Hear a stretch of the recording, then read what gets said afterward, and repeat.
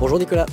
Bonjour Damien. Merci de nous accueillir ici à Brive sur le site de Thales, dont tu es le directeur. Est-ce que tu peux nous parler un petit peu de l'histoire de Thales? Ouais, bienvenue à toi Damien sur le site. Merci. Donc Thales à Brive, c'est 80 ans d'histoire autour de la radionavigation, de la radiocommunication et des communications satellites aéro. Donc grosso modo, les équipements de radiocommunication vont permettre à ces plateformes qui vont embarquer nos équipements de communiquer avec le reste du monde. Donc permettre à un avion de décoller, atterrir et suivre des trajectoires à travers des balises qui sont au sol. D'accord, donc c'est extrêmement précis. Enfin, j'imagine que la précision, ça doit être maître mot ici. Alors la précision est le maître mot, la qualité et la sécurité, puisque tu sais bien que les avions, on a d'énormes normes de sécurité pour évidemment éviter qu'un avion tombe. Donc ça fait partie des gros critères chez nous de sélection des candidats notamment, et puis de formation qu'on a en interne pour développer toutes ces capacités-là. D'accord. Et donc là maintenant, on va aller voir le métier de chef de projet industriel avec Claire, c'est ça? Effectivement, donc on va aller voir Claire qui va nous expliquer sur la partie industrialisation quels sont les sujets qu'elle adresse. Super, merci beaucoup en tout cas Nicolas. Avec plaisir Damien.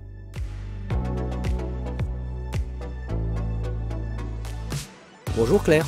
Bonjour. Merci de nous accueillir chez Thales. Je crois qu'on est là pour découvrir un petit peu ton métier qui est chef de projet industriel. Est-ce que tu peux déjà nous en parler? Oui. Donc en fait, le chef de projet industriel, on pourrait l'assimiler à un grand chef d'orchestre qui va interagir avec un certain nombre de personnes et dont le but est d'amener un produit qui est en cours de développement jusqu'à la production, de manière à ce que les gens puissent reproduire à l'identique X exemplaires de ce nouveau produit. Donc il y a beaucoup d'activités qui sont liées à ce métier. On a tout d'abord une activité qui consiste à analyser le coût du produit au fur et à mesure où les concepteurs commencent à faire naître les premiers composants, les premiers schémas, les premiers plans de pièces mécaniques.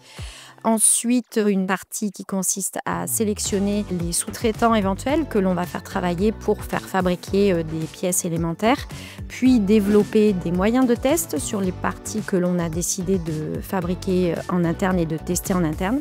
Et enfin, toute une partie qui consistera à mettre en place la zone de production dans laquelle on va fabriquer ce produit. D'accord, donc c'est un panel très large, c'est vraiment travailler avec énormément de services pour qu'on puisse concevoir au mieux, étape par étape, un peu le projet dans son industrialisation, c'est ça? C'est exactement ça. L'une des grosses parties du métier, ça va être de définir ce que l'on appelle la stratégie make or buy. Donc, qu'est-ce que l'on fabrique en interne et qu'est-ce que l'on va acheter. Et un autre enjeu majeur, ça va être bien sûr de respecter le coût de production, puisqu'il faut qu'il soit fabriqué au bon prix et avec les bonnes performances. Donc, le choix de toutes les stratégies est en lien direct avec le coût final du produit. D'accord. Et donc là, on a différentes pièces qui sont assemblées dans des projets différents. Donc là, on a une pièce qui a été usinée. Ici, on a plutôt un circuit qui est vraiment le cœur de ce que fait Thales et qui après, justement, vont aller intégrer ces projets-là. Oui, tout à fait. Là, c'est vraiment les trois grandes typologies de produits sur lesquels le chef de projet est amené à travailler. Donc, on voit que c'est très varié. Moi, je ne suis pas de formation mécanique, j'ai fait l'électronique, mais néanmoins, quand on doit fabriquer une pièce comme ça, il faut aller chez le sous-traitant. Donc, il y a une interaction comme ça avec tous les contributeurs. D'accord. On va avoir des petits cordons qui vont contribuer aux performances du produit et puis des cartes électroniques développées par Thales. Donc c'est vrai que c'est très, très varié. C'est très varié. Moi je trouve ça très beau aussi. Et en fait, quand on a des équipements qui sont complètement fermés, on ne se rend pas compte de la technicité qu'il y a à l'intérieur.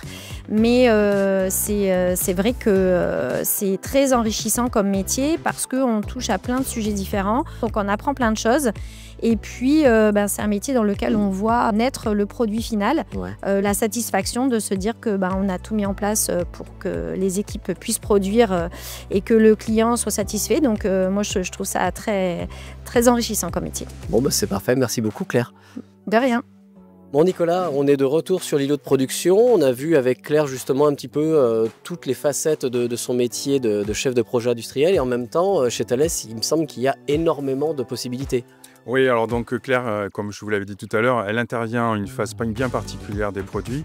Sur la phase amont, sur la partie conception et développement, donc tu vas trouver pas mal d'ingénieurs et de cadres. Et après, sur les autres métiers au niveau de la production et du support, tu vas trouver aussi tout ce qui va être technicien et opérateur. Et en plus, sur toutes les phases dont on a parlé tout à l'heure, on va prendre des jeunes pour leur faire connaître le métier et puis leur donner de l'expérience. Donc que ça soit en apprentissage, en alternance ou au niveau des stages, c'est aussi quelque chose qu'on fait chez nous. Donc on a un certain nombre de parcours, voire on forme les gens même qui n'ont aucune connaissance du sujet électronique pour les embarquer à bord. Et dans ce cadre-là, on a monté avec l'IUMM il n'y a pas très longtemps une classe sur la partie opérateur de ligne. D'accord, en tout cas c'est très clair. Merci en tout cas Nicolas. Avec plaisir. Merci, bonne journée. Bonne journée.